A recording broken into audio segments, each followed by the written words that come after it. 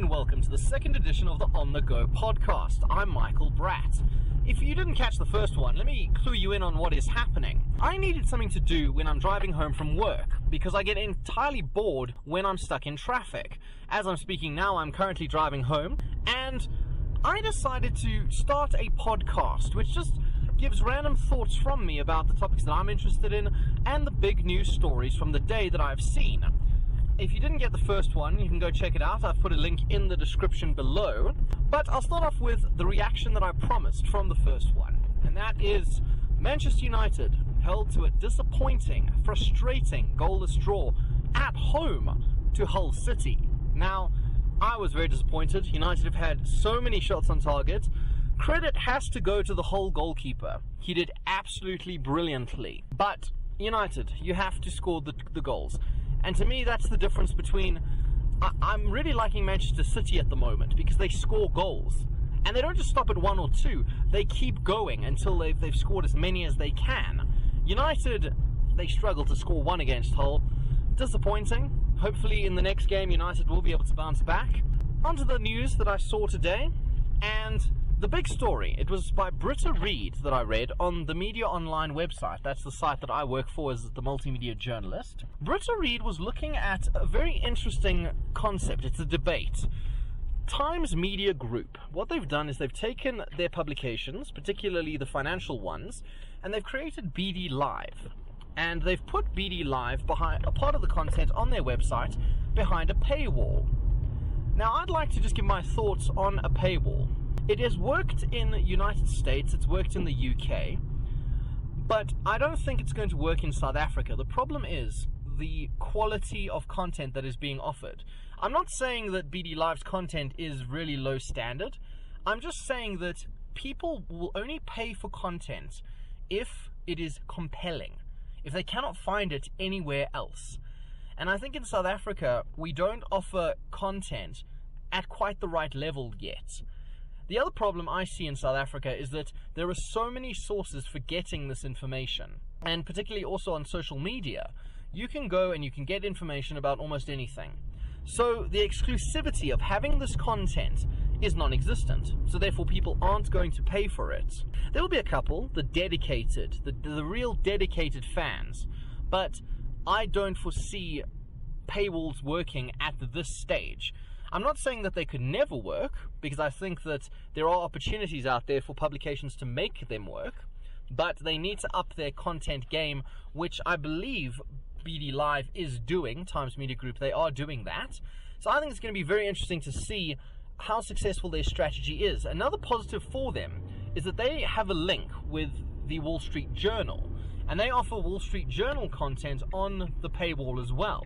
Maybe that gives them the edge, because it's not just BD Live content, it's also Wall Street Journal content. So that might work for them.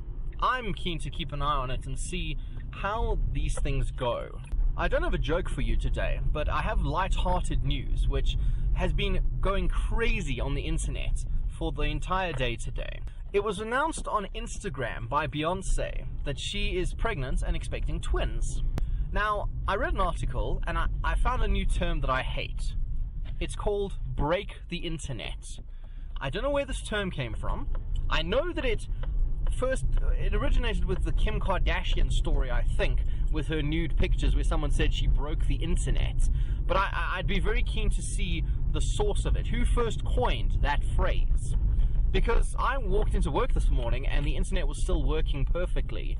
So no, Beyonce didn't break the internet, but she did generate a lot of attention on it.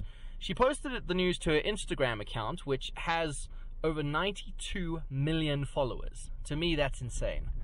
It just shows you how obsessed people are with celebrity lives, and it ties in quite nicely with an interview that I did earlier in the week with Abdul Malazi. He's the editor of the Sunday World, a tabloid publication, and he was talking about the role of it and how celebs, their personal lives are playing out in the public eye because these tabloid publications are exposing them, both in a good way and in a bad way. So scandals, but also news of births. And this was picked up by probably every single major news outlet, both in America and around the world, because Beyonce has the star power globally.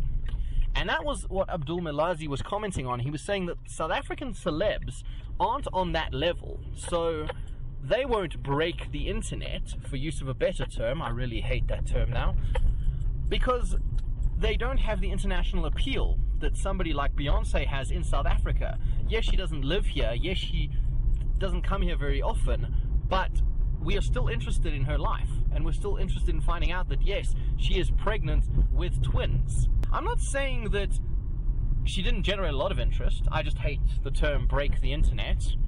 I can't say that enough. I do apologize if I'm being repetitive, but break the internet, oh my word.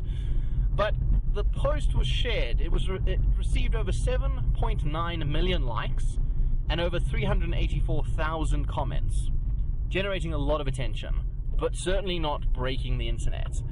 And this ties in quite nicely with a question I had recently. At what level is something trending, particularly in South Africa? Because you read these stories where, oh, this topic was trending on Twitter and this topic was trending worldwide. But, for example, I'll give you, there was a recent story about an air host, because he was a male, and he was doing impressions aboard a local airline, and everybody loved the impressions. It was captured on video, and the story that I read said it went viral, yet it only received about 26,000 shares. Now, to me, that is not viral. If you compare the shares with the total population, that's nowhere near viral. But that's what the story said. So I'm interested to find out from you, at what level do you think something can be classified as going viral? You can interact with me on Twitter at MichaelBratt8. I'd love to hear from you, and give me a follow while you're there. And you can also email me, bratt.michael@gmail.com. All that info is in the description. And really, for this to work, I want to hear from you. I want this to be a two-way conversation. I don't just want it to be me rattling off, doing all the talking. I'd like to include comments from people who have listened to this. And I just feel it's valuable because we all have different viewpoints. I've got my views. You might disagree with me. You might think that the 20,000 odd shares of the South African video is viral. Please let me know. Before I go, I would like to just do a review. Last night I was playing a computer game. I'm quite a gamer. I like computer games. I like Xbox games. And I played a new game for the first time yesterday. It's not new. It was released in July of 2010 by an independent studio called Play Dead. And the game is called Limbo. And what it is, it's a side-scrolling platformer, puzzle game, where you control a little boy who's in this almost like a nightmare world. So he's being chased by a giant spider. He has to overcome traps and obstacles like spike pits. And I thoroughly enjoyed it. It's a bit challenging, and I don't know if it's classified as a rage game, because a couple of times I kept dying over and over and over again, and I almost punched my laptop. But I found it to be such a great game. So if you're interested in gaming, or if you just want to find out more about it, I definitely would recommend you go check out Limbo. So that's it from me for this edition of the On The Go podcast. As I said, I would love to hear from you. I'd love to interact with you. Follow me on Twitter at MichaelBratt8. You can drop me an email, bratt.michael@gmail.com.